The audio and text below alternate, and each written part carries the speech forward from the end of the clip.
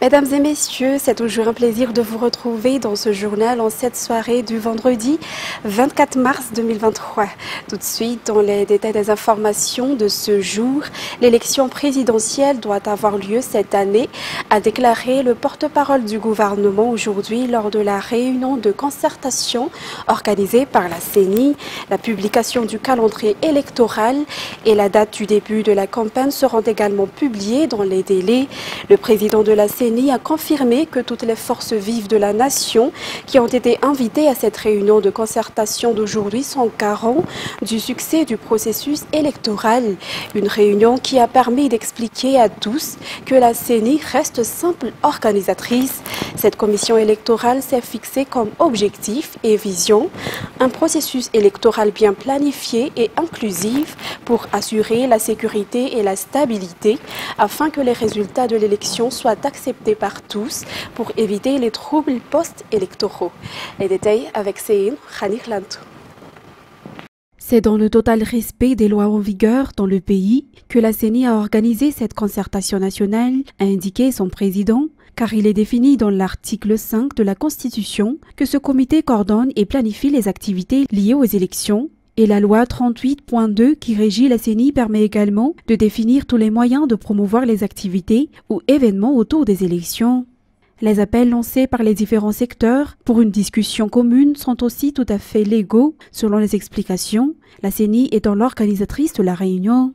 La volonté de chacun des participants et de la CENI pour cette réunion est source d'espoir, a déclaré Pierre-Aoulde Ramaoulmias, représentant du gouvernement qui a assisté à cette réunion. Il s'agit d'un événement important pour l'avenir du pays et le gouvernement est prêt à accomplir son devoir en respectant la date de publication des élections et de la campagne électorale. De plus, il a également confirmé que l'élection présidentielle aura lieu cette année. L'objectif de cette réunion est d'assurer un processus électoral bien planifié et inclusif pour assurer la sécurité et la stabilité afin que les résultats de l'élection soient acceptés par tous pour éviter les troubles post-électoraux. Les employés auprès de la présidence de la République ont la même vision que le président de la République dans l'attente de l'objectif de reverdir Madagascar. Ainsi, aujourd'hui, ils ont procédé au reboisement dans la zone du palais Diavlou. Agir localement pour impacter globalement, a déclaré le secrétaire général de la présidence de la République. Judikel Radjianirin sur les images de Ant Razadjaibé. Le mois de mars se termine dans quelques jours et c'est encore la saison de reboisement. Les employés de la présidence de la République et des services liés à cette institution ont effectué leur part aujourd'hui dans la zone du palais Diavlou. La croissance de ces plantes est assurée et ils seront également protégés du feu du fait qu'ils ont été plantés dans le domaine du palais. Par ailleurs, il existe aussi une stratégie qui a été mise en place pour le suivi et la protection de ces arbres, a déclaré Fanouisa Claude, secrétaire général de la présidence de la République. Faisant partie du département de la présidence, le secrétaire d'État chargé des nouvelles villes et de l'habitat est venu participer activement à ce reboisement. Et concernant les actualités diplomatie, Banduru Wilson Babou, ambassadeur de l'Inde à Madagascar, et Yvette Silla, ministre des Affaires étrangères, a affirmé leur volonté de consolider la coopération fructueuse entre les deux pays à travers l'ouverture vers d'autres secteurs de coopération tels que l'énergie renouvelable et le digital. Cela a été confirmé lors de la visite de courtoisie de cet ambassadeur auprès de la ministre des Affaires étrangères. Par ailleurs, Son Young-ho, ambassadeur de la République de Corée à Madagascar, a également rendu visite à la ministre Yvette Silla. Cette rencontre a été l'occasion pour les deux personnalités de passer en revue la coopération entre les deux pays. Les détails avec Jean-Claude Ndjamalal. Il a été réaffirmé lors de la visite de courtoisie de Banduru, ambassadeur de l'Inde à Madagascar auprès de la ministre des Affaires étrangères, que les deux parties ont la volonté de consolider la coopération fructueuse entre l'Inde et Madagascar à travers l'ouverture vers d'autres secteurs de coopération tels que les énergies renouvelables et le digital. À noter que les relations diplomatiques entre Madagascar et l'Inde ont été établies depuis 63 ans. Par ailleurs, la ministre des Affaires étrangères a tenu à remercier cet ambassadeur pour l'octroi de formation à l'Institut Sushma Swaraj pour les diplomates du ministère des Affaires étrangères en 2024. Elle a aussi exprimé la gratitude pour le gouvernement malagasy envers l'Inde, surtout dans sa volonté de soutenir les projets de développement selon les priorités de Madagascar, entre autres dans les domaines de l'énergie solaire, de l'agriculture et du renforcement des capacités. Mis à part cela, Son Young-ho, ambassadeur de la République de Corée à Madagascar, a également rencontré ce jour la ministre des Affaires étrangères Yvette Silla à Anous dans le cadre d'une visite de courtoisie. Cette entrevue a été l'occasion pour les deux personnalités de passer en revue la coopération entre les deux pays, notamment en matière de coopération technique à travers la réalisation des projets de coopération dans le cadre du programme Knowledge Sharing Programme ou KSP pour l'année 2023-2024. Et Madagascar et la République de Corée partagent des liens d'amitié et de coopération et le 30e anniversaire de rétablissement des relations diplomatiques sera célébré cette année. Au cours de cette rencontre, la ministre a exprimé le souhait du gouvernement malagasy de renforcer et de diversifier la coopération avec le gouvernement coréen dans des secteurs clés tels que le numérique et la communication, la santé, l'agriculture, la recherche scientifique, ainsi que le renforcement de capacités des ressources humaines de l'État. Toujours dans ce même contexte, arrivé au terme de leur mission à Madagascar, Awa Ahmed Youssouf, représentante spéciale de l'Union africaine à Madagascar, et Kofi Kouamé, représentant résident du Fonds des Nations Unies pour la population, ont été élevés ce jour au rang de commandeur de l'ordre national malagasy lors d'une cérémonie présidée par Yvette Silla, ministre des Affaires étrangères. Lors de son allocution, la chef de la diplomatie malagasy a rappelé les apports et les inestimables contributions de ces deux diplomates dans le développement de la coopération entre Madagascar et les organisations qu'ils représentent. Elle a mis un point d'honneur sur le volet paix et sécurité, puisque leur mission y relative dans notre pays rejoint l'engagement numéro 1 du président de la République inscrit dans la politique générale de l'État. Il s'agit de la paix et de la sécurité comme étant les exigences de la réussite et de l'émergence de Madagascar. La ministre Yvette Silla a également profité de cette occasion pour exprimer ses vifs et sincères remerciements et présenter ses vœux de plein succès à l'endroit de deux diplomates dans leurs prochaines fonctions respectives au service de la diplomatie ainsi que du développement et du bien-être de l'humanité. Et dans un tout autre contexte, les habitants de la commune d'Ankadmang, dans le district d'Intimjan, se disent trompés par leur maire. Aucune des lampes Cobra, dont du gouvernement, n'a été installée dans les zones touchées par l'insécurité. Le maire d'Ankadmang préfère favoriser les grandes places de la commune. De ce fait, de nombreux quartiers continuent de vivre dans le noir et les habitants se disent inquiets des activités criminelles. Nombreux se sont trompés par les mensonges de l'administration municipale.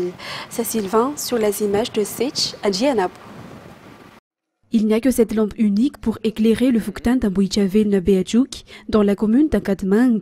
Les habitants ont réclamé depuis des mois et il y a bien eu un don du gouvernement pour la commune d'Ankadmang, mais quand la distribution a commencé, le Fukuntin de Beachouk d'Ankadmang continue de souffrir de l'obscurité et de l'insécurité alors que la grande place de la dite commune est grandement éclairée via les nombreuses lampes Cobra qui y sont installées.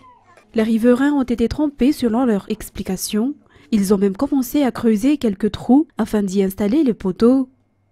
Amboïchavel Ankadmang à Timjan appelle à l'aide et selon leur doléance, les résidents ne demandent pourtant que 5 lampes Cobra. Et concernant maintenant les actualités sportives, les Baréas trébuchent à domicile en s'inclinant face aux Fauves centrafricains sur le score de 3-0 hier à Marmassen. 3 points filent entre les doigts de Nicolas Dupuis. Le rêve pour la qualification à la CAN 2023 en Côte d'Ivoire s'éloigne pour les Baréas.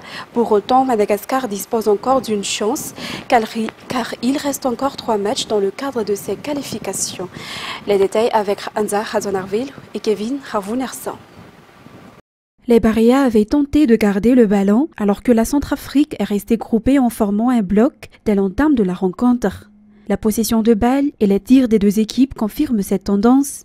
Tour à tour, Loïc Lapoussin, Divarakoutor Malal, Hakim Abdallah ou encore Touknatenen ont créé des situations mais n'ont pas pu débloquer le compteur. Les Centrafricains ont laissé passer l'orage avant de contre-attaquer et de marquer coup sur coup de but. Avec cette défaite, la route vers la CAN 2024 devient difficile pour les Baréas. Madagascar n'a qu'un seul point après 3 rencontres, dont 2 sur 7 aires, et reste dernier du classement. L'équipe nationale malagasy a concédé 7 buts avec seulement un marqué depuis le début de la campagne qualificative pour la CAN. Madagascar doit se relancer face à la même Centrafrique le lundi 27 mars à Douala, Cameroun, sous peine d'une nouvelle désillusion en ratant pour la seconde fois consécutive la CAN. Et concernant maintenant les actualités internationales en France, Gérald Darmanin a fait état vendredi 24 mars de 457 interpellations et de 441 policiers et gendarmes blessés jeudi 23 mars dans le pays lors de la 9e journée de mobilisation contre la réforme des retraites. France 24. Une charge, des interpellations. Policiers et manifestants à terre, des images qui résument une journée de tension où les forces de l'ordre ont été dépassées à de nombreuses reprises, comme ici à Paris, obligés de reculer face à des jets de pierre. Les forces de l'ordre répliquent. Les face-à-face se transforment parfois en mêlées confuses. Les coups de matraque pleuvent. Certains manifestants fuient comme ils peuvent. Plus loin, des individus montent des barricades, tentent d'enfoncer la vitrine de ce fast-food. Ce kiosque aussi est éventré, le propriétaire est abasourdi. Je ne comprends pas ça. Ça, c'est pas manifestation contre 49 de quoi. Ça, c'est violence, c'est juste c'est sauvage. On va passer ensemble, c'est nous aussi. On va passer ensemble. Ce slogan à Strasbourg donne le ton de la journée. Des tensions perceptibles dans de nombreuses villes en France, comme ici à Rennes. Des poubelles, du mobilier urbain incendié. Les manifestants sont dispersés à coups de canon à eau et de gaz lacrymogène. À Nantes, en marge du cortège, quelques dizaines d'individus rentrent de force dans le tribunal administratif. Des symboles de l'État visés, comme ici à Lorient, un feu allumé devant le commissariat finit par atteindre le bâtiment. Il y a des blessés de part et d'autre. Cette jeune femme à Rouen est grièvement touchée à la main après un tir de grenade lacrymogène. Ensuite, Bakhmout a indiqué jeudi 23 mars compter très bientôt tirer parti de la fatigue russe à Bakhmout, épicentre des combats dans l'est du pays et où les forces russes, avec le groupe paramilitaire Wagner en première ligne, ont subi d'importantes pertes. Toujours les détails avec France 24. Cet hélicoptère de combat porte les couleurs de l'Ukraine, mais il est de fabrication russe et date même de l'ère soviétique. La machine tient pourtant bon et chaque jour, son équipage dit effectuer 3 ou 4 sorties.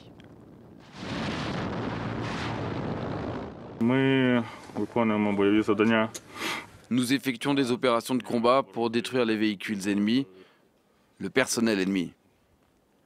Nous travaillons à une distance où l'ennemi ne peut pas nous atteindre avec son système de défense aérienne. Le conflit en Ukraine est avant tout une guerre d'artillerie et l'armée utilise comme elle peut ses capacités aéronautiques limitées. Si l'annonce de la livraison de chasseurs polonais et slovaques a été très médiatisée, les États-Unis ou la Grande-Bretagne ont déjà envoyé quelques hélicoptères. Selon certaines sources, une trentaine d'appareils ukrainiens auraient été perdus depuis le début du conflit.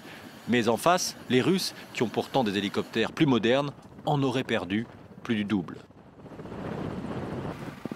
Et enfin, la Côte d'Ivoire applique depuis le 1er mars le système de permis à points. Les autorités ivoiriennes veulent par cette méthode réduire les accidents de la route qui ont déjà fait plus de 1000 morts en 2022. Chaque conducteur se verra donc retirer des points en cas d'infraction par des vidéos verbalisateurs ou des agents de police, le nombre de points étant fixé à 12. France 24. Sur la route de Yopougon, dans le nord d'Abidjan, les policiers arrêtent une voiture sur 2. Depuis l'entrée en vigueur du nouveau système de permis à points, ils verbalisent tous les conducteurs en infraction. Maintenant, ce qui est plus important, c'est le port de ta ceinture. Il faut porter ta ceinture pour ne pas perdre aussi des points. Elle aussi, il faut te rassurer qu'elle porte aussi sa ceinture. Notre objectif, c'est de réduire au maximum le taux d'accident. C'est pour cette raison que nous sommes avec les policiers sur le terrain. Chaque année, on recense plus de 12 000 accidents sur les routes ivoiriennes, avec près de 1500 morts en 2021. En 2022, ce nombre de décès a baissé pour s'établir à un peu plus de 1000. Pour les conducteurs et les usagers de la route, cette nouvelle mesure contribuera à réduire davantage ces chiffres. Le permis à points, ça permettra sûrement de ralentir les accidents. Parce que ça va permettre aux chauffeurs de penser à rouler doucement. Parce qu'une infraction enlève des points. Maintenant, si tu as fait 10 infractions, quand tu enlèves tes 10 points, on te retire ton permis. Certains jugent toutefois ce nouveau système de retrait assez radical et craignent que le permis à points ne complique l'exercice de la profession de transporteur. Pour ce responsable du Haut Conseil des transporteurs de Côte d'Ivoire, l'objectif n'est pas de retirer les permis, mais de préserver des vies. La motivation du gouvernement n'est pas de retirer le permis de conduire, mais d'amener chaque détenteur de permis de conduire à faire attention lorsqu'il se déplace d'un point A à un point B. Depuis son entrée en vigueur le 1er mars dernier, la plupart des points perdus sont dus à des excès de vitesse. Mesdames et messieurs, c'est la fin de cette édition. Nous vous remercions de l'avoir suivi jusqu'à son terme. Et dans quelques instants, vous allez suivre l'émission Data avec Natera Koutmaouf et Jean-Claude Ndjiamalal. Quant à moi, je vous souhaite déjà de passer un très bon week-end. Excellente soirée en notre compagnie. Au revoir.